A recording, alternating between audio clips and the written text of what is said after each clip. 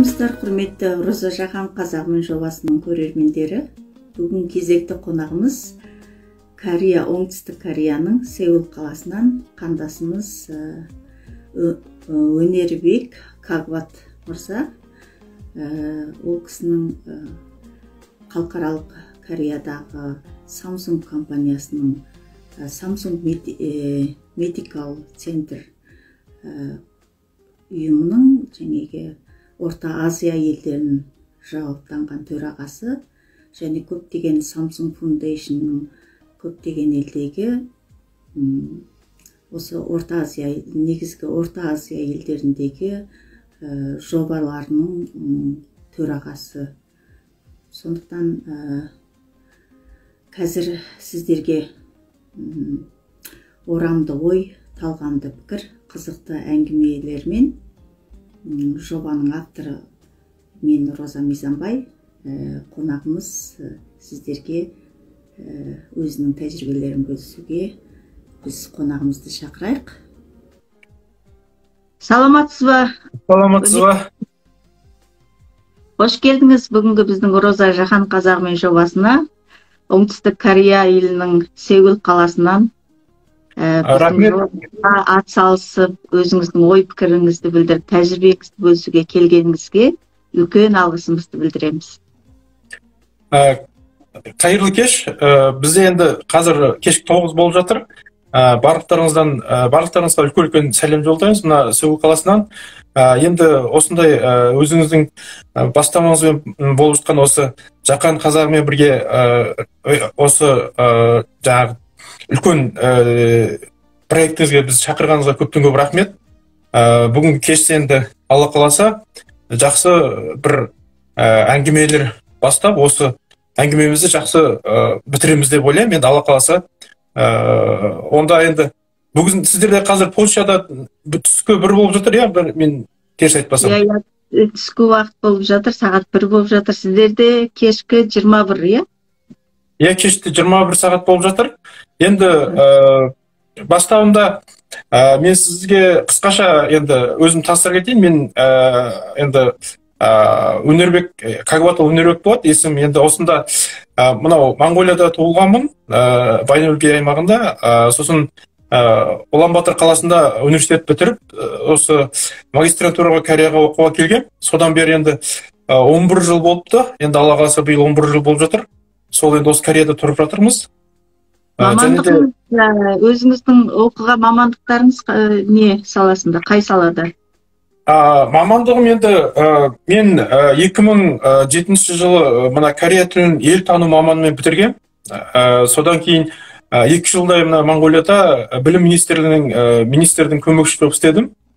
Содан 2009 жылы күзгі айдың қыркүйек айында, август мына қыркүйек айында Кореяға келдім оқуға, магистрантураға. Сол магистрантурадан жаңағы ел басқару мамандығымен 2011 жылы бітірдім. Содан бері енді 2012 жылдан бастап мына Samsung корпорациясына жаңағы кіріп жұмысқа орналасып, содан бері істеп келе жатырмыз. Керемет.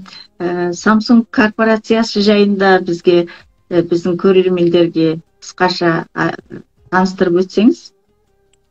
Енді бұл Samsung корпорациясы жалпы барлығы 34 компаниядан құрылады. Соның ішінде 32 компаниясы жаңағы мынау глобализация дейміз ғой, енді халықаралық компания болып табылады. Соның енді 32 компаниясы пайда табу үшін істейді. 2 компания бар, ол екеуі жаңағы халықтың жаңағы пайда табу үшін емес, халық үшін жұмыста отырған сондай жағдай бар.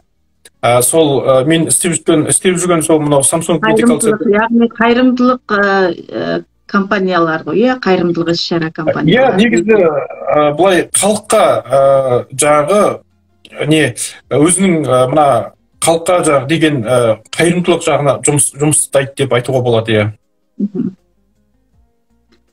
Осы салаға қалай келдіңіз? Сіздің мамандығыңыз енді Корея тілі, ел тану, осы Samsung компаниясына кіруіңіздің себебі және осы саланы қалай алып жүрдіңіз десек? Енді алғаш енді бұл салаға келгенім қызық қой.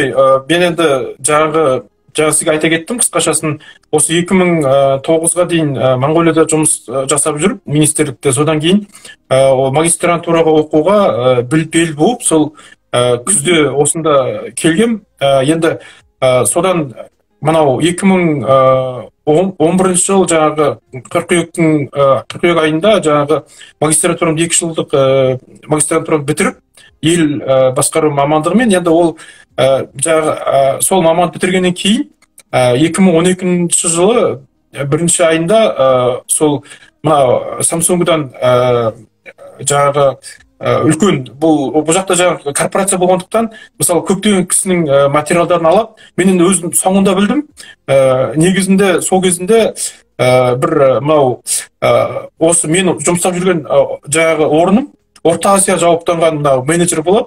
Енді Орта Азия дегенде жаңа өзіңіз білесіз, Қазақстан, Россия, мынау Қырғызстан, Өзбекстан, Моңғолия деген осындай елдер кіреді. Сол елдерге жаңағы барлығы жағынан осы проекттің жауаптанатын кісі керек болып, содан бастапында сол 300-дей адам қатысқан екен, соңында сол 20 адам қалып, сол 20 адамнан бір адамды сол таңдап алды. Енді мен өзімде алғашында ойлаған жоқпын ондай болады деп, енді жай бір ойлағам ғой, енді 2 жыл осы жақта магистрантураны бітіріп, сосын қайтадан қайтып барып, сол осында Корея, жалпы Кореяға байланысты басқалай жаңағы проекттерге жұмыстайын ба деп ойлағам. Енді Алла жол беріп, енді Алла жазып, сол осы жұмысқа кірдім. Енді бұл жақта өзіңіз білесіз, анау біреудің ағасы, біреудің бауыры деген сияқты ондай мәселе болмайды ғой. Сол үшін енді ол кезде бұл жағынан енді қарап отырсаңыз, маған негізі сол мынау әсіресе тіл білу жағының, тілді жаңағы әртүрлі тілдерден сөйлейтін болғандықтан, сол жағының көмегі көп дейді. Оның сыртында жаңағы өзім бітірген мына мамандық магистрантурам болғандықтан, сол мынау Samsung-ның енді жалпысы 7800 адам жұмыстайды ғой. Соның ішінде жаңағы 350 адам мынау административный, басқару бөлімінде жұмыстайды. Сол басқару бөліміне менеджер болып кіргеніме ең сол негіздердің бірі сол болып табыла деп ойлаймын. Иә. Осы сала жаңағы Samsung компаниясының халықаралық сондай үлкен компания екен. Samsung-ны білмейтін халық ел болмайған шығар, қазірге дейін болмайды деп ойлаймын, өйткені Samsung-мен байланысты барлық технологияның көбісі Samsung-дан бар. Сондықтан бұл халықаралық үлкен компания, бұған таңдаулылардың таңдаулысы кіреді. Сонда тіл білем деп айтып қалдыңыз, жаңа қай тілдерді білесіз? Енді жалпылай тіл білем дегенде енді өзім енді мынау жалпысы мынау қазақ тілі енді өзіміздің тіл ғой, моңғол тілі ол да енді өзіміз керектеніп жүрген тіл. Оның сыртында жаңағы орыс тілінен жаңағы кішкентай кезімнен оқып біліп соны өзім үйренген жағдайым бар. Сол үшін сол жағынан оның сыртында жаңағы корея тілімен және де оның сыртында аздап ағылшын тілім бар. Бірақ енді бұл жерде білесіз ғой, бұл жақта жұмыстағандықтан, мысалы, әрбір документтің бәрі корея тілінде жаңағы жасалады. Енді сол дәрежеде дегенім ғой. Енді негізі сол дәрежесі өте маңызды ғой. Тіл білгенде де тілдің ішінде жаңағы алғашқы саты ма, жоқ әлде орта дәрежеде ма, жоқ жоғарғы дәрежеде ма деген сияқты өте енді қандай дәрежеде тіл білгеніңізге байланысты әрине бұл жерде үлкен айырмашылықтар болады. Енді сол үшін сол жағынан басқа тілдерді енді атам қазақ айтып кеткен ғой, өзге тілдің бәрін біл, өз тіліңді ұмытпа деп. Сол үшін енді бәрі қай жағынан да енді тілдерді үйреніп жүрген, аздап үйреніп жүрген жағдайымыз бар. Енді солардың негізі мынау сол кезінде сыналған кезінде мына медицина жағынан, жалпысы мына басқарма жағынан сол көп сұрақтар келді. Сол кезінде соларға жауап бергендіктен, соны енді басқа кісілерден мүмкін енді біраз артықшылығым болған шығар. Содан енді сол таңдап алдым деп ойлап отырмын. Әрине, енді Орта Азия елдеріндегі қай елдің болмасын тілі сол ортақ тілдері бар болғандықтан таңдалған шығар. Енді орыс тілі, Моңғолияға байланысты моңғол тілін білсеңіз, Қазақстанға байланысты қазақ тілін білсеңіз, енді әлемнің жаңағы халықаралық тілі ретінде ағылшын тілін білсеңіз, өзі Кореяның компаниясы болса, енді Корей тілін білсеңіз, енді бұл үлкен жаңағы мүмкіндіктің бір себебі осы шығар. Енді ол да жаңағы сіздің де қалай қабілетіңізді, сіздің осы басқарма саласын қалай алып жүргеніңіз, енді оны әрине сол жағынан қараған шығар. Сондықтан бір қандасымыздың болса да басқа елде таңдаулы болып, әркімнің емес үлкен бір халықаралық компаниялардың талғамына жетіп тұрғаныңыз үшін біз де үлкен қуаныштамыз. Енді сол Samsung жаңағы медикал центрдің істеп жүрген кездегі тәжірибелеріңізден бөліссеңіз, біраз жыл істедіңіз ғой осыған. Қанша жыл істедіңіз және осыдағы тәжірибелеріңізбен бөліссеңіз, және қай елдермен қандай, әсіресе мына біздің атамекеніміз Қазақстанмен қандай байланыстар болды, қандай тәжірибелер алдыңыз деген сияқты, осылай келсек. Енді рахмет сізге көп-көп. Әрине, бұл осы мына Samsung медициналық орталығына кіргеннен бері 7 жыл астам жұмыс істедім. Енді бұл компанияда жалпысы мынау ол жаңа айта кеттік қой, халықаралық компания болғандықтан, мысалы медицина біз болғанда біздің жаңа Samsung медициналық орталығы ол көбінде мына медицинаға байланысты жаңағы болғандықтан осы жағынан проекттер жасап, енді алғаш жұмысқа кіргеннен бастап осы 3 айдан кейін тура бастап кеттім проектіні.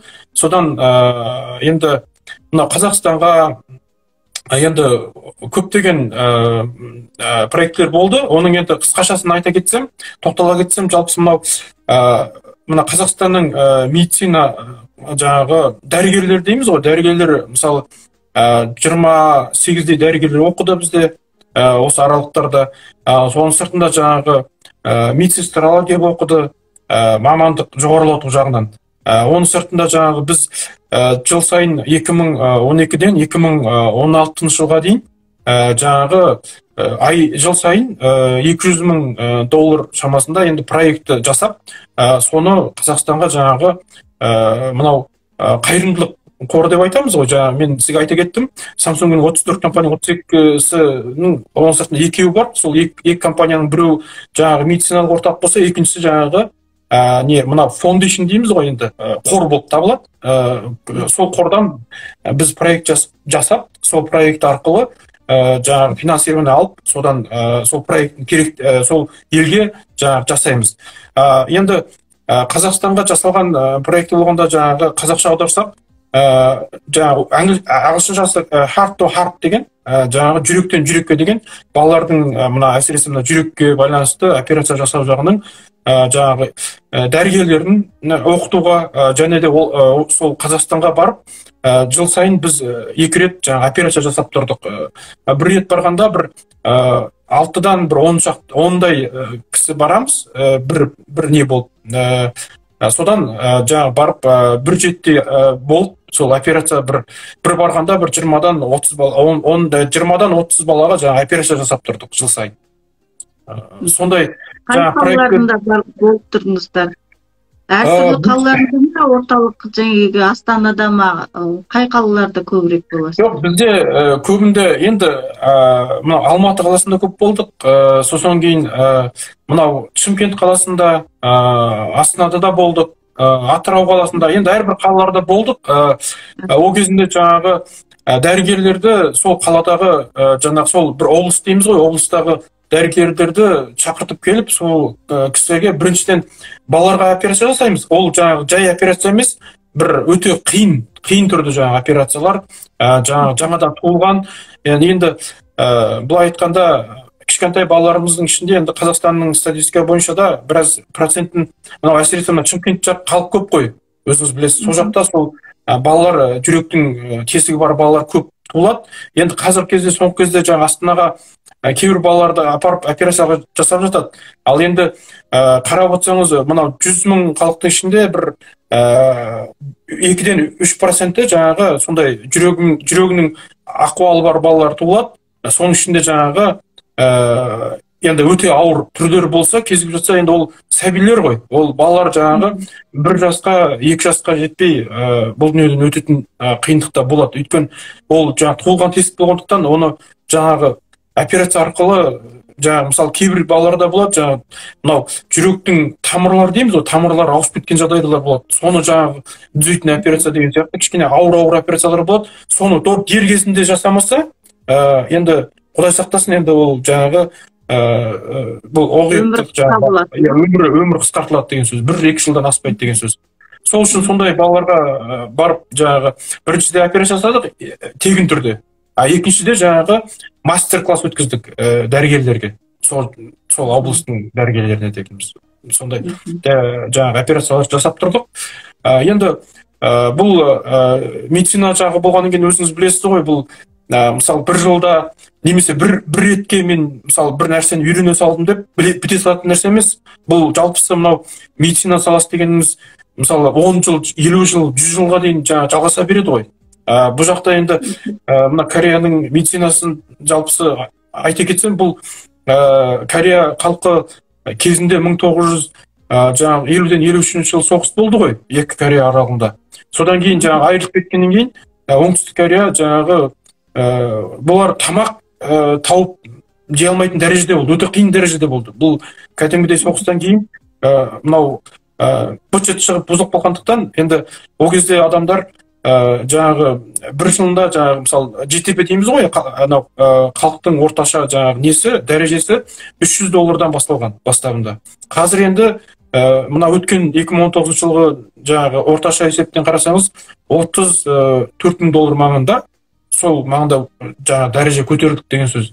Енді оның бәріне жаңағы мына медицина жағын айта кетсек, сол негізінде 80-нен 90 жылдар аралығында мынау Кореяның дәрігерлері көбінде Америкаға барып көп жұмыстап, Американың системасын 90 жылдан бастап кіргізді ғой. Мынау Кореяға жалпысы мына кореялықтар бұрын енді ондай қатты дамып кеткен еуропалық система болмаған. Осы 80 жылдан бастап дамытқандықтан, американдықтардың қолдауымен дамығандықтан бұл бүгінгі дәрежеге жетіп отыр. Көрдіңіз ба?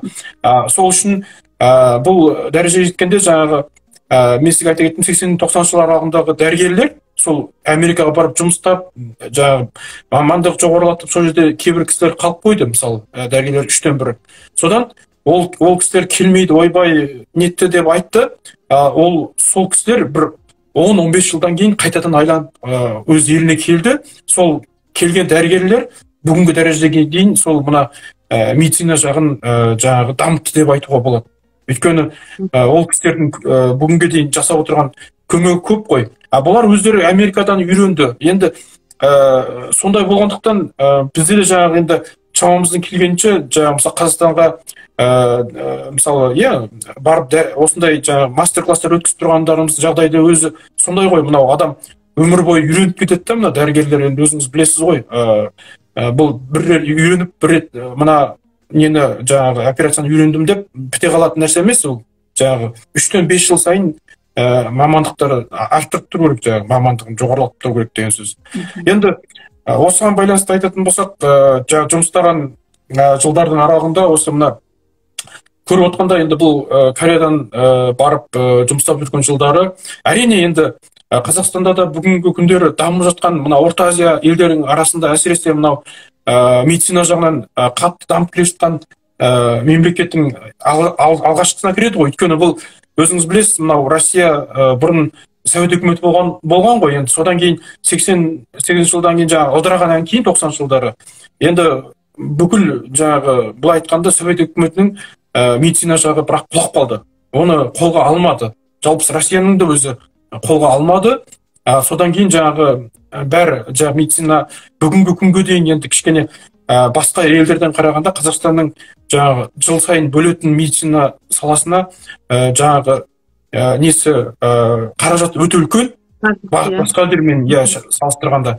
Бірақ енді өкінішке орай кішкене мынау барған кезде бір былай айтқанда кішкене өкінішті жағдайлар көп болды. Енді оны айта кетуге болмайтын шығар. Енді мысалы енді ол жаңа мен сізге айттым ғой, келіп кеткен дәрігерлер көп болды, білім жоғарылатқан. Бірақ енді өзіңіз білесіз ғой, енді 50 жастағы кісілер, жаңа дәрігерлер келіп оқып кетеді, ол енді жақсы, әрине, ол жақсы, иә. Бірақ ол кісілер кезінде, жас кезінде оқып, совет үкімет кезінен енді білім алған кісілер ғой. Бұл кісілерді енді қайтадан жаңа системаға ауыстырам деген ол өте қиын болады. Сол үшін Қазақстанға менің жеке ойым, бұл официальный не емес, бірақ өз ойым негізі келешекте сол мына жастарды көп оқытса екен. Мына шетелдерге немесе мастер-класты осы жақтағы, мысалы бұл дүниесін өзіңіз білесіз ғой, қазір Европада, Америкада, немесе Кореяда деген сияқты, Японияда деген сияқты кейбір елдерде мына медицина өте қатты дамып кеткен. Енді бұл елдегі үлкен профессорлар, дүниежүзіне атақты, ол кісілерге енді былай айтқанда қарым-қатынас жасап, сол жерге Қазақстанға апарып мастер-класс өткізіп деген сияқты, иә, сөйтетін болса, мысалы мына жаққа келгенде бір адам үйренеді, ал мына мастер-классқа апарса, ол жердегі мысалы 10 адам, 50 адам мүмкін үйренетін мүмкіндігі бар да, мастер-класс өткізетін. Енді соны байқап қалдым да, сол осы жағын жалпысы кішкене дамытса медицинаға. Өйткені біз Астанаға, мен жаңа айттым ғой сізге, Алматыға бардық, Шымкентке бардық, Астанаға да бардық. Мысалы Астана мен Алматыда көптеген үлкен былай айтқанда оборудование бәрі бар, бірақ өкінішке орай соны жүргізетіндей мамандықтардың тапшылығы өте қиын болып тұрған сияқты. Мен сөйтіп өзім былай сыртқы көзқараспен қарағанда солай қарадық та, және де мына Кореядан енді бірге барған дәрігерлеріміз, бірге барған маман бір адамдарымыз көп айтып жатады, мынау Қазақстан ойбай, мынау біз кішкене енді артта қалып жүрмен ел ме деп ойласақ, мына аппараттарын қарағанда бұл біздің Кореядағы аппараттар бәрі бар екен ғой деп. Бірақ енді өкінішке орай енді ол мамандықтар жетіспегендіктен оны дұрыс жұмыстата алмай, сол аппараттар бар дедіңіз ғой, барлық керекті аппараттардың барлығы бар деп жатсыз, иә, олар бар екенін көріп жатыр кореялықтар. Осыны қолдану жайында қандай ой пікірді, осы кореялықтардың келіп көргендегі ой пікірлері сіздермен бөлісті ме осы жайында? Енді ол айтсақ кішкене ашырақ болып кетеді, бірақ ашы болса да шындығын айтайық. Ауруын жасырған өледі дейді ғой, сондықтан. Иә, рас айтасыз. Сондай сөз бар. Енді бұл корейстер, бұл Кореяның дәрігерлері бәрі мамандық бірдер көптеген кісілер барып жүрміз ғой, мысалы жылына жоқ дегенде 2-3 рет барып тұрамыз. Сол кезінде көбінде айтылатын мәселе, үлкен оборудованиелер бәрі бар, бірақ осындай үлкен дәрежеде операциялар немесе үлкен кейбір аппараттар қолданбай тұрғандықтан ол музей ұқсап көрініп қалады дейді да, көбінде сондай нәрсе, сондай мнение айтады. Бұл әрине әдемі екен, бірақ бұл неше кісі қабылдайды деп күнде сұраған кезде бұл кісілер жағасын ұстайды да, ол қалай, бұл мынау қымбат аппаратура, ол өзінен өзі қарап тұрады. Енді сендердің елдерің бай болуы мүмкін, бай шығар, бірақ десе де мынаны жұмыстатып, бұл енді бірнеше жылдан кейін ескіріп қалады ғой. Оның пайдасын көру керек қой. Енді неге жұмыстатпайды деп соған көбінде сондай таңғалатындай мнение көп болады. Енді ол әрине кісілерден сұраған, енді Қазақстандағы әрбір дәрігерлерден, сол жақтағы кісілерден сұрағанда, енді ол кісілер айтады, кейбір жағдайларда мамандықтардың жетіспеуіндіктен көп тоқтап қалатын жағдай болады деп. Енді сол жағын енді Алла қаласа келешекте осыны қолға алып, ары қарай дамыту үшін осындай мен айта кеттім ғой сізге, жастарды шетелге 3 аймен, 6 аймен барып оқытып, алып келіп, содан кейін мастер-класс өткізсе Қазақстанға, әсіресе Қазақстанға. Өйткені мысалы бір адамды шетелге барып оқытқан, мысалы былай айтқанда 100 адамды оқыту үшін қанша ақша кетеді, иә? Немесе мастер-классты әкеп жерге Қазақстанға өткізсе, ол арзан тиеді әрине. Соны пайдаланып, сондай былай айтқанда сол жағын пайдаланса деп енді өте орынды, өте керекті кеңес деп ойлаймын. Өйткені қазіргі жағдайда осы пандемиядан бұрын Польшаға да сондай көп тәжірибе алмасуға, қандай да бір оқу саласында келетін кісілердің көбісі сол постсовет кезіндегі жаңағы тізгінді сол кезден бастап алған кісілер, 50-ден асқан сондай кісілер. Ол кісілерге негізі жастарға мүмкіндіктер ашқан, енді соңғы 1-2 жылда енді жастар көп келіп жатыр. Бірақ дегенмен оған дейін келгендердің көбісі сол біраз жасқа келіп қалған кісілер болды. Тәжірибе алмасуға келетін кісілер. Сонда ол кісілердің жаңағы энергиясы, ол кісілердің жасына қарай жаңағы ойлану, нету, қабылдау жағынан ол кішкене ақырындау болады. Сондықтан жастарға мүмкіндік беру, расымен де сіздің осы пікіріңізге қосыламын. Біз шетелде тұрып жатқан қандас ретінде елімізге жаңағы осындай мүмкіндіктер жастарға көбірек бере берсе деген. Менде де тілектемін. Әрине. Дұрыс айтасыз, өйткені бұл жаңағы сіз екеуміз жаңа айта кеттік қой, бұл әрбір мемлекетте бұл мен әсіресе айтайын деп отырған бүгінгі күнде жаңағы әсіресе мына Қазақстанда осындай барлық мүмкіндіктер бар кезінде, қолда тұрған кезінде, жаңа қолда тұрғанның алтынның құны жоқ дейді ғой. Сол сияқты енді бұл жаңа қазір Орта Азияда мына медицина жағын дамытуға Қазақстанға үлкен мүмкіндіктер бар. Жоқ емес бар, бірақ соны дұрыс пайдалану керек па деп мен сол жағынан көп қараймын да. Өйткені қазір Россиядан да былай айтқанда кем қалмайды. Кейбір оборудование даже енді сол Россиядан да асып кеткен сондай жақсы нені оборудование әкеп қойған, бірақ енді солардың бәрін жұмсатып мамандарды істету үшін жаңағы енді ол бүгін ертең тура болмаса да келешекте 5 жыл 10 жылдың ішінде стратегия бойынша жалпысы осыны жақсы алып кетсе, дамытып кетсе деген жаңағы өзімнің ниетім ғой. Жаңа сіз айтып жатсыз ғой. Сол сияқты осыны жаңағы ойлайтыныңыз жаңағы салыстырып көріп, өйткені сіз Орта Азия елдерінің атынан өкіл болғандықтан, жаңағы осының төрағасы болғандықтан сіз Қазақстанды жалпылай орыспен, жаңағы Ресеймен, одан кейін басқа да Орта Азиядағы елдермен салыстырып кеп, Қазақстанда қаржы жағынан қиын емес екенін, жаңа шыққан жаңағы ақпараттарды немесе аппараттарды әкелу мүмкіндіктер бар екен, және оны әкеліп қойған, бірақ та соны сол дәрежесінде қолдана алмай отырған сізді өкіндіретін жағдай болып тұр ғой, сіздің айтуыңызбен? Рас айтасыз. Өйткені бұл жаңағы мынау Корея елді өзі мына медициналық туризм дейміз, сол өте қатты дамып кеткен ғой. Сол үшін жаңағы осы 2014-тен 2019 жыл аралығында жаңа қарап отырсаңыз, жаңа жылында үкіметке мына медициналық туризм арқылы келетін ақшасының өзі жалпы жылдық қаржысының 6-7% құрайды. Ол дегеніңіз өте көп ақша. Оның бәрін жаңа қалай келіп жатыр? Мысалы, оны білесіз, мысалы біздің бір мысал ретінде біздің орталыққа келетін Россиядан мысалы жылына 2000-дай адам келеді. Қазақстаннан 1200-дей жаңа пациент келеді. Монғолиядан, Өзбекстаннан да келіп жатады ғой. Сол мысалы келіп жатқан адамдардың әрбірі жаңағы бір жағынан ауырып келіп жатса да, екінші жағынан жаңағы бұл былай айтқанда медициналық туризм болғандықтан бұл жағын ақша табуға болатын үлкен жаңағы нелер жатыр да, былай саясаттар былай айтқанда.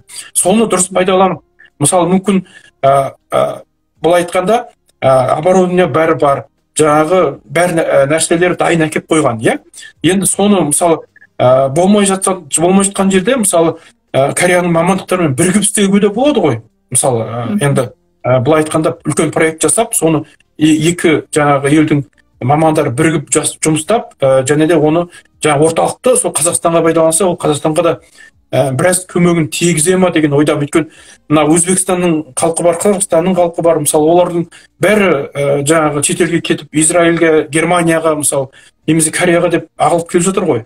Сол бағытта дұрыс ұстауына, жаңағы сол жаққа былай айтқанда біраз уақытқа алып баруға сондай кішкене дайындықтар жасап барып, соны үлкен проект қылып жасаса, үлкен сондай келешектер бар ма деп сол көріне береді да, сол жағын айтайын дегенім ғой. Өте жақсы. Жалпы дәрігерлердің деңгейі қандай Кореяда? Жалпы жалақысы осы дәрігерлерге қандай, қоғамда қандай мүмкіндіктер бар десек? Енді жаңағы медицина жағын айтып жатқандықтан растасыз. Енді бұл Кореяда жалпысы мынау система бойынша Кореяның дамуы мынау демократия келген ғой 90 жыл. Сол 90 жылдар кезінде системасын ауыстырып жаңалап келді.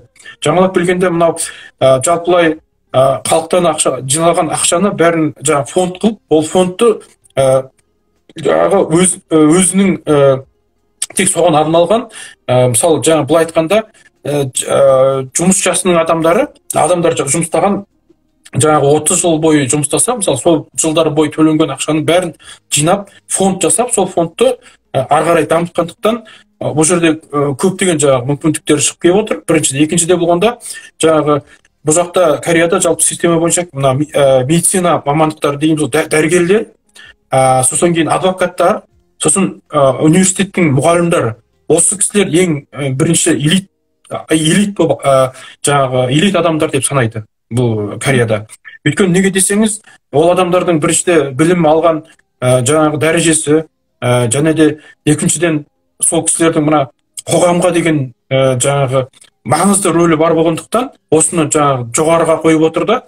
Сол арқылы енді сіздерде мысалы Польшада солай шығар, мысалы мен солай деп ойлаймын. Өйткені Америкада бұл жалпы Европа елдерінде осы жалпы жақсы, мысалы дәрігерлер ең элит, жақсы айлық алады, адвокаттар, оларға барлық мүмкіндіктер жасалған, университеттің мұғалімдеріне де сондай деңгейде. Жалпы Европаның системасында бар үлкен маңызды жаңағы орын алатын. Иә, енді сол жағында мәселесін жаңа айтып отырсыз ғой. Енді бұл әрине бұл мен Қазақстандағы әрбір мамандарға, Қазақстандағы бәрібір жаңағы дәрігерлерге керемет мықты кісілер бар. Ол кісілерді жоқтауға болмайды әрине. Бірақ бұл жерде мысалы қазір мына Кореяда жалпы дәрігерлердің біздің мысал жасап кетсем, енді орталықта жұмыс істейтін дәрігерлердің жаңағы орташа былай айлығы енді былай айтқанда орташа есеппен 25-тен 35 мың доллар аралығында алады ай сайын айлығы. Ол ай сайынғы зарплатасы осындай жоғарғы дәрежеде алып тұрғандықтан, және де оны мен айта кетейін, ол жаңағы 10-15 жылғы жаңағы тәжірибесі бар мамандар дейміз ғой, дәрігерлердің алатын ақысы сондай. Өйткені ол кісілер осындай дәрежеге келу үшін көптеген еңбек жасау керек, көптеген жаңағы сындардан өту керек, содан кейін барып қана жаңағы жоғары дәрежеге кіреді. Бірақ енді десе де жауапкершілігі үлкен болса да ол кісілерге артып отырған, бірақ екінші жағынан қарап отырсаңыз жаңағы қоғамнан беретін несі үлкен, жаңағы элит болып саналатындар. Сол сияқты жаңағы бұл жақта жаңағы сол үшін ғой мынау көбінде мына коррупция деген мәселе көп болмайды. Заңды бәрі қатты ұстанады, жалпы халық қатты ұстанады ғой. Сол үшін жаңағы әрбір жаңағы ұстаздар дейміз, университетте мен магистрантура оқып жүрген кезде мысалы ол кісілер бізге ауыртпашылық түсірмеу үшін жаңағы бізден әрбір көмегін аямады. Оның сыртында өте жаңағы жоғарғы дәрежеде айлық алатын болғандықтан бізге мысалы шетелден келген студенттердің өзін қолдау жасап жаңағы стипендия беріп тұратын деген сияқты мысалы сондай көптеген мысалдар бар да. Оның бәрі жаңағы мына системаны жақсы жасағандықтан бүгінгі осы дәрежеге жетіп отыр деп мен солай өзім түсінемін осы 30 жыл аралығында. Өте жақсы. Осы жобаларды жаңа айттыңыз ғой, жүректен жүрекке, жаңағы бауыры бүтін ел, бауырды алмастыру сияқты қайырымдылық қоғамның, жаңа қайырымдылық қордың Орта Азия елдеріндегі өкілі ретінде сіздің көңіліңізде, жүрегіңізде қалған жаңағы естелік сәттерден ең жақсы бір естелігіңізді бөлісе отырсаңыз біздің көрерменмен. Енді бұл енді жаңағы жұмыс бабымен деп айтсақ болады ғой, әрине. Бізде жаңағы сіз айтып кеттіңіз, жаңағы жүректен жүрекке деген проектіні, және де жаңағы бауыр бүтін бір ел деп жаңағы сол Монголияда жасалған проект ғой. Ол оған да жаңағы жыл сайын бір $150,000 жаңағы бөліп, жаңағы сол неге проектта жаңағы дәрігерлерді оқытып, және де алғаш рет 2016 жылы жаңағы 2018 жылы өткенде мынау үлкен мына бауыр ауыстыру операциясын алғаш рет жасадық сәтті. Сол тарихи кездері болды. Енді ол өте бір естен қалмайтын кездер ғой. Оның сыртында мынау Кореяға жаңағы 2012 жылдан бері жұмыстап келе жатқандықтан осында көптеген жаңа мен айттым ғой, пациенттер көп келеді, ауырған кісілер, әсіресе мына ракпен және де үлкен бауыр ауырған кісілер, немесе үлкен былай бауыр бүйрек ауырған кісілер деген сияқты көптеген кісілер келеді ғой. Сол кісілердің ішінде кейде бір мынау жасы үлкенге келіп қалған, 50-ден асып кеткен, 60-тан асып кеткен сондай кісілер, қариялар көп келеді кей кездерде. Сол кезде жаңағы мынау біздің енді орталықтан әрине Европаның тамақтары, Россияның мысалы немесе Кореяның тамағы деген сияқты шығады, бірақ десе де бұл басқа елге келгендіктен өз еліңде жүргенде білмейсіз ғой. Ал енді шетелге келген кезде ол тамағы көп келіспей жататын жағдай көп болады. Сол кездерде жаңағы кейбір кездерде маған үстіп енді мен пациенттермен бәрімен жұмыс жасай бермеймін, бірақ менеджер ретінде араласында барып бір хабарласқан кезде кейбір танитын кісілеріміз айтады, үстіп мынау балам енді шетелге келіп осындай қиналып жатырмыз, ауыр жағдайда отырмыз, кішкене елдің тамағын сақтап жатырмыз деген кезде мынау біздің енді үй ішімізге енді былай дұрыс жөнін айтып, кей кездері таңертең ерте 6 сағатта 5-те тұрып, мен жұмысқа 6:30-да кетемін. Сол кезде таңғы асын дайындап, жаңағы апарып беріп, сорпасын жаңағы қайнатып апарып берген кезде ол кісілер қатты бір терлеп отырып, рахметін айтып, батасын беріп жатады. Енді соның бәрі жаңағы өте үлкен мен үшін құрмет болады деп есептеймін. Сондай бір кездер болды. Соның сыртында енді мынау проектіні біз мен енді бір ғана жаңағы бізде проектін жасай бермейміз ғой. Әртүрлі проект жасаймыз, әрбір жерлерде жаңағы жүреміз деген сияқты. Мысалы бізде қайырымдылық қорын, сол қор бойынша тағы да бір направление болды. Ол жаңағы мына балаларды, мына кейбір ауырған балаларды осы Кореяға әкеліп емдедік. Сол кезде 2012 жылы алғаш баланы біз Атыраудан келген еді. Жаңағы 1 жас 2 айдағы бала.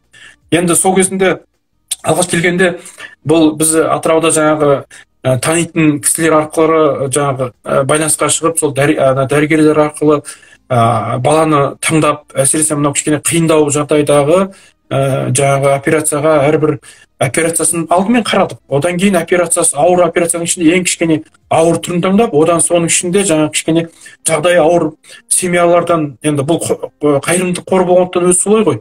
Содан таңдап, сол жаңағы баланың әке шешесін бірге алдырып, содан мынау Атыраудан шыққаннан бастап мына Кореяға дейін келген. Одан кейін Кореядан бастап қайта Атырауға дейін барған, барлық несін қаражатын біз өзіміз көтердік. Былай айтқанда бір тиын шығарған жоқпыз. Барлығын өзіміз көтеріп, сол жасатқан едік. Сол кезде жаңағы алғашында біз документтерін жібердік қой. Енді шақыру жіберіп деген сияқты. Сөйткен кезде ол кісілер жаңағы соңында айтты маған, енді былай рахметін айта келіп, сол кетерден бұрын операция бәрі сәтті өткеннен кейін жаңағы ол операцияда өзі ауыр болды ғой. Сол жалпысы 6 сағаттай жалғасты операция. Бәрі сәтті өтті. Екі жерден тесігі бар еді.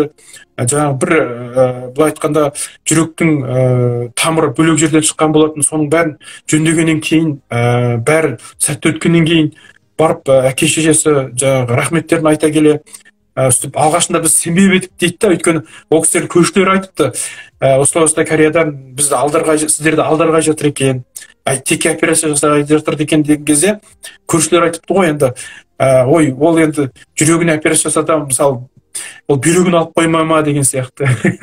Енді бұндай қайырымдылық бар дегенге сенбей отыр ғой. Сенімсіздік көп болды ғой, танымайтын ел. Бастамында. Одан кейін сол қазір сол бала қазір енді уже 3-ші класста оқиды. жаңағы бастау классында оқиды екен, анда-санда бір хабарласып тұрады, әке шешелер суреттерін жіберіп қояды деген сияқты. Сондай сәттерді көрген кезде әрине жүрегіңіз өте қуанып отырады. Алла бәрі бір Алланың жаңағы ісі ғой. Алладан кейін үстіп бір адамға да көмегіміз тиіп жатқанына әрине өте қуанышта отырамыз. Бұл жақта өзіңіз білесіз, анау Еуропадағы сияқты әрбір операциялар өте кішкене жоғары бағалы болады ғой. Енді системасы жақсы дамығандықтан. Сонда енді менде сол қатты қуанатын жерлер сол жаңағы мастер-класс өткізген кезде, Қазақстанға барып операция жасаған кезде, мысалы мына жерде қаншама жаңағы қиналып жатқан балаларды жаңағы жанын араша болып алып қалғанға сондай жағдай сәттер болды. Біз Алматыда бір рет мынау Сызғанов деген орталық бар ғой, жүрек операция жасайтын, сонда болып, одан кейін жаңағы ұшайық деп отыр едік, жаңағы самолетке кешкісін билет алып қойған болатынбыз. Кенеттен бір звонок келді, түстен кейін 3 кезінде ғой деймін, по-моему. Жаңағы нейтральный балалар мен аналар орталығынан жаңадан бір туған бала бар екен, сол осылай жаңағы ауыр түрмен операция бастаған кезде, істеп жатқан кезде жаңағы ауыртпашылар шығып қалды. Енді сөйтіп біздің жаңа бір профессорымызға сіздің көмегіңіз қатты керек болып тұр деп, сол кісі барып, сол күні мен есімде сол 3:30 кезінде кірді ғой деймін. Содан 3 сағаттай істеп, соңына дейін бітіріп, сәтті аяқтап, содан қайттық. Сол әрең үлгердік та самолетке. Әйтеуір үлгердік. Сол кезде сол ана профессордың айтқан сөзі қатты жүрегіме әсер етті да, ол кісі айтады. Ол бұл кісілер енді корейстер жалпысы мынау кейбірі буддизм, кейбірі христиандар ғой. Десе де жаңа анау Қазақстанда дәрігерлер бәрі айтып жатыр да, енді сізге көп рахмет, сіздің қолыңыз мынау жеңіл болды, сіздің жақсылығыңыздан өстіп біздің бір баламыздың жанын құтқарып қалдық деп жатса, ол кісі айтады ғой. Иә, ол солай да шығар, бірақ сол сендердің сенетін Алла тағаланың жаңа құдіретімен жасалып отыр. Мен тек мынау соған араша ғана болып отырмын деп сөйтіп айтты да, себепші ғана болып отырмын деп. Сондай сәттер енді көп болды. Оны былай айта кетсек, сол бір кішкене жүрекке қатты тиді. Ол дәрігерлер көп рахмет айтады. Енді әлі күнге шейін жаңа хабарласып тұрады. Енді хабарласып келіп кетіп деген сияқты сондай қатынаста жүрміз.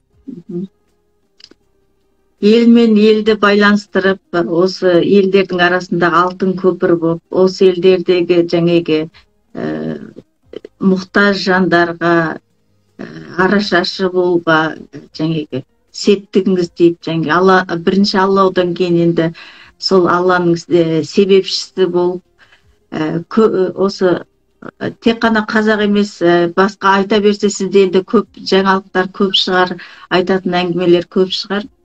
Бірақ осыларға үлкен сеп болып, осы елдің жаңағы кеше Омар Жәлел ағамызбен сұхбат айтып жатыр еді. Басқа өзгені көріп, өзіңді танисың дейді да, өзгені көріп. Сондықтан өзге елде жүргенің де, жат елде жүргенің де бір жақсы жағы, одан үйренерің көп, салыстыра аласың, ел мен елдің арасындағы жаңағы.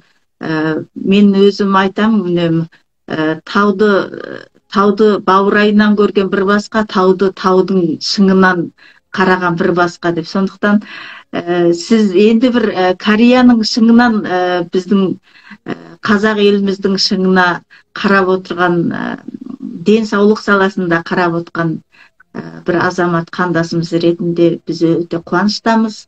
Біреудің жаңағы айтады ғой, садақаның әр түрі бар дейді да. Садақаны сәлемнен басталады дейді сол садақа. Ал біреудің көңілін алу үлкен садақаның ең үлкені, сондықтан Алла сауаптан жазсын. Енді жалпысы денсаулық саласында біздің айтарымыз көп, бітпейтін әңгіме болар, бірақ біздің көрермендерімізге үлкен ой салған болар деп ойлаймын сіздің әңгімелеріңіз. жалпы Кореяда өмір сүріп жатқандықтан Корея жайында ел танушы маман ретінде осы Корея жайында осыларды жаңағы осы елдің салт дәстүрі бізге ұқсайтын тұстары жайында айтсаңыз деймін. Өйткені менің де кореялық осы Варшавада достарым бар. Хабарласып жатады, анда-санда хабарласып, өзінің ой пікірін айтып, сөйтіп сөйлесіп жатамыз. Сол кезде айтады да, балалар қазір үлкейіп кетті, олардың Францияда тұрады. Қызы Шанель деген халықаралық Францияның компаниясында істейді. Сол қызы демалыс, қазір демалыс, қысқы демалыс басталады. Сол қызым дейді, Кореяға барып демалам деп жатыр дейді да. Сол Кореяға барып демалса, ата-апасына, жаңағы туған туыстарына қазір жаңағы ковидқа байланысты сәлем беруге бармайым, қонақ үйде қалып, сол жерде дос жарандарымызбен кезгеміз, оларға үлкен кісілер болғандықтан оларға зияным тиюі мүмкін деп сөйтіп айтты. Бірақ мен оған келіспеймін дейді да. Анасы айтады, мен оған келісе алмаймын, өйткені үлкендерге бірінші барып, қандай жағдайда болса да үлкендерге барып сәлем беруім керек. Олардың қасына қалмауым мүмкін, бірақ сәлем беріп, оларды көрмей қонақ үйде қалғаныңды қаламаймын деп сөйтіп айттым деп жатыр. Соған қарағанда, соны айтқан кезде маған андай бізге жақын бір несі де бар сияқты. Салт дәстүрінде бір жақындық бар ма деп қалдым. Қалай көру? Иә, рас айтасыз. Енді ондай біраз жағдайлар бар. Енді ол өйткені сіз айттыңыз ғой, жаңағы бұл жақта жалпы халқы, біз енді көшпелі халық болса, қазақ халқы Орта Азиядағы, бұл кореялықтар жалпысы тұрақты, егін егетін, жаңағы тұрғылықты халық қой. Бірақ та көбінде жаңағы салт дәстүрін айтып кеттіңіз. Жаңағы қазақтарға ұқсас түрлері көп, айта берсек. Ал енді бұл жалпы кореялықтар кезінде буддизм дінінен көп тараған ғой, енді өздерінің ұстанымы солай дейміз.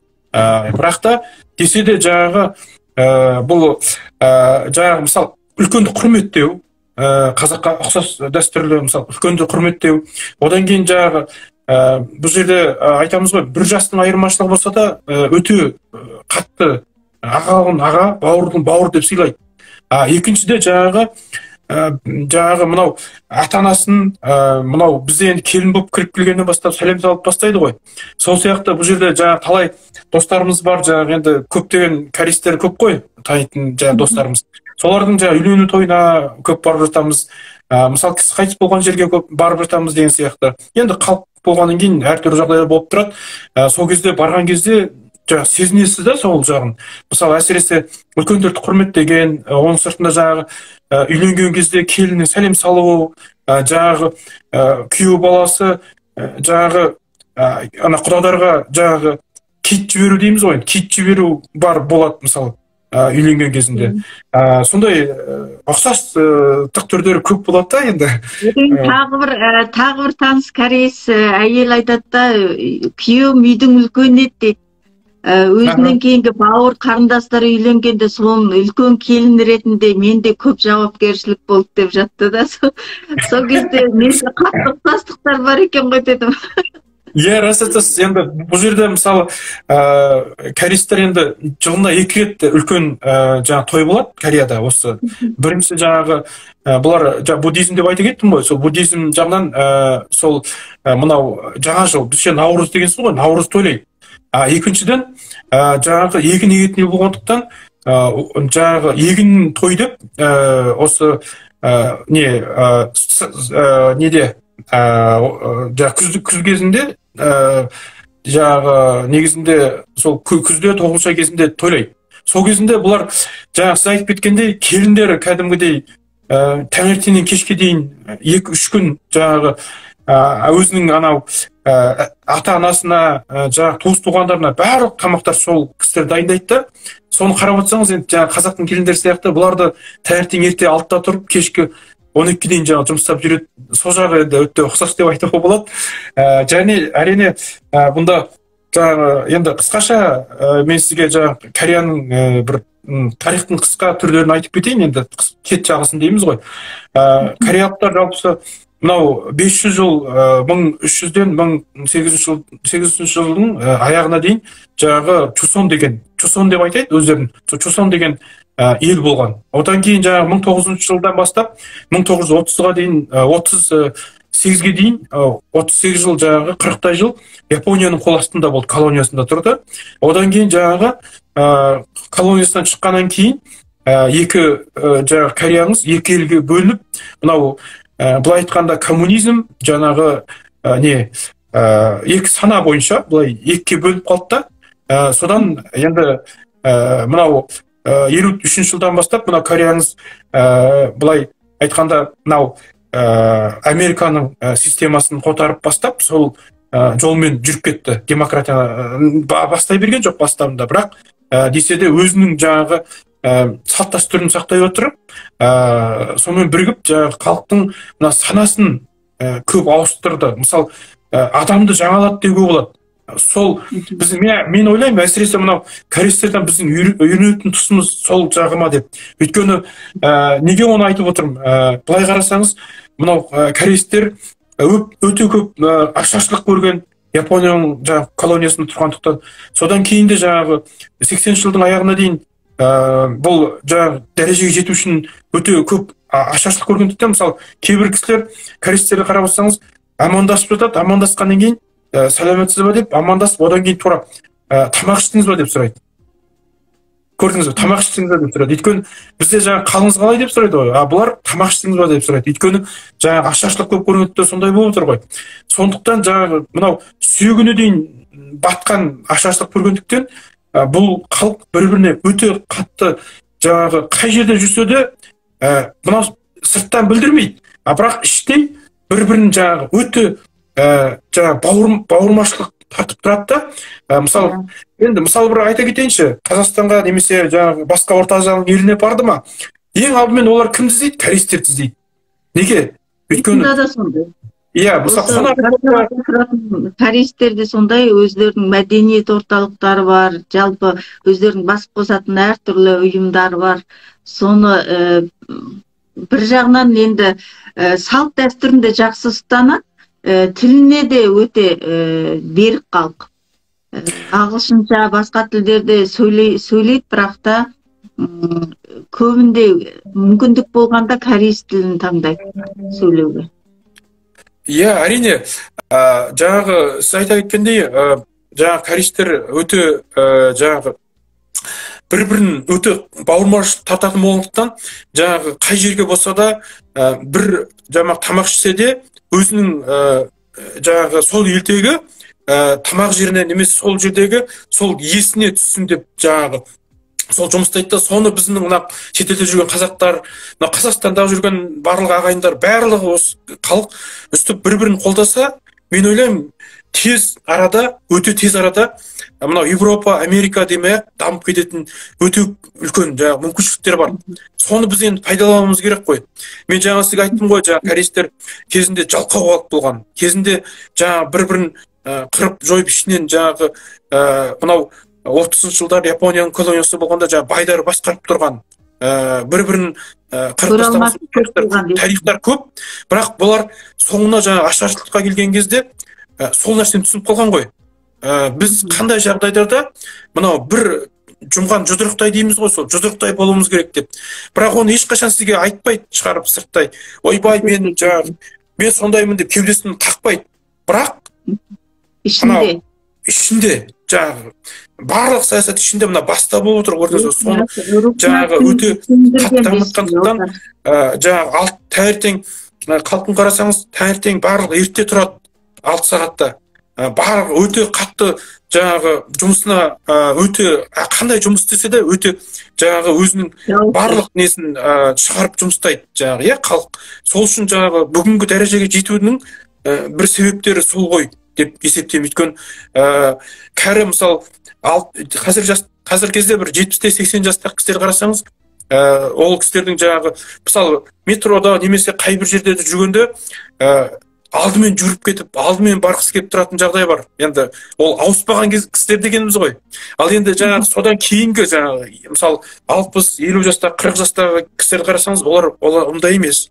Олар өте адамға жаңағы мынау қарым қатынасы өте жақсы, өте сыйлайды, сипат жаңағы өте дұрыс қатынасады, және де өздерінің жаңағы жұмыстарын өте қатты істейді. Оның еңбектің не екенін қатты түсінетін халық болып отыр, көрдіңіз ба? Сол үшін осы бүгінгі дәрежеге жетуінің де бір себептері сол ма деп өзім жаңағы елтанушы мамандық ретінде Кореяда осы көп жыл өмір сүрген жаңағы қазақ қарындастарымыздың бір ретінде солай деп ойлаймын енді.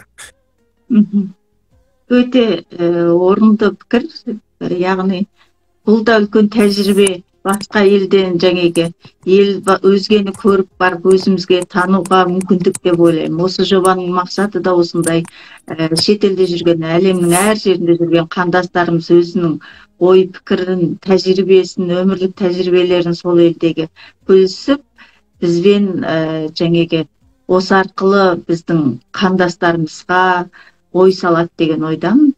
Сондықтан осындай жақсы ниетпен, жақсы көңілмен менің жобамды қолдап қатысатын барлық қандастарымыздың осындай жауапкершілікпен қатысып жатқанына осы эфирде пайдалана отырып үлкен рахметімді білдіремін. Сізге де үлкен рахмет, алтын уақытыңызды бөліп біздің осы жобамызда өзіңіздің тәжірибеңізді бөліскеніңізге, ел мен елдің арасын жалғап, осындай игі істердің себепшісі болып аман есен жүре беріңіздер. Рахмет сізге. Енді сізге де көп рахмет. Алла риза болсын. Енді жаңа сіз айтып кеттіңіз ғой, мынау осы сіздің бастамаңыз сияқты осындай бастама арқылы халқымыз келешекте өстіп бір-бірін қолдап жүрсе екен, қайда жүрсе де бір-бірінің жаңағы келіп біздің өзіміздің сәт үлкен жаңағы дәстүріміз бар ғой. Қай жерге келсе де қонақты сыйлап, аға бауырлас болып жүреміз. Сол сияқты осыны ары қарай дамытып, бір-бірімізге қолдаушы болып жүрсек, бұл дүниеде әрине жаңағы Қазақстанның мына жаңағы дамуы ол жаңағы уақыттың көп уақытқа кетпейді ау деп өзім көп ойлаймын. Енді біздерде жаңағы жастарымыз әсіресе мына шетелде жүрсе де әрқашан жаңағы өз әрбір жаңағы елін жерін ойлайтын халық болғандықтан енді осындай көз көріп, көз ашылып, жаңағы кейбір кездерде сіздің осыдан алдыңғы жаңағы нөмірлеріңізге кірген кісілерді көріп отырғанда проектіде ол кісілерді айтып жатады ғой, жаңағы қай жерде болса да ойбай мынау қазақтың шетелде жастары кетіп қалмай ма деген ойлар көп болып жатады ғой, мысалы келмей қала ма, қалып қоя ма деген сияқты.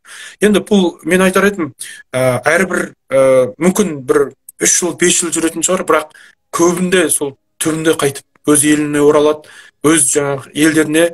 Осындай біздей жастарымыз өзінің себебін тигізіп жүрсе, сол келешекте Алла қаласа соның бәрі бірігіп жаңағы халықтың жаңағы мына елдің дамуына көп көмегін тигізіп, сол арқылы жаңағы осыдан даму процесс жүретін шығар деп ойлаймын. Өйткені жаңағы мынау Кореяда айтып кеттік қой, Кореяның жаңағы көптеген шетелде шығып жұмыстап келген кісілері, сол кісілер қазір элиттер болып, сол жаңағы қай саласы болмасын, соны жоғарылатып келе жатыр. Сол сияқты енді жастарымыз аман болсын, бәріміз аман есен болайық.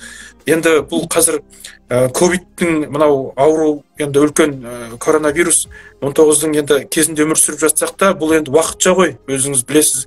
Алла қаласа қазір бүгінгі міне вакцина шығып қойғандықтан осының енді Алла қаласа келесі жылға дейін жақсарып кете ма деген ойдамыз.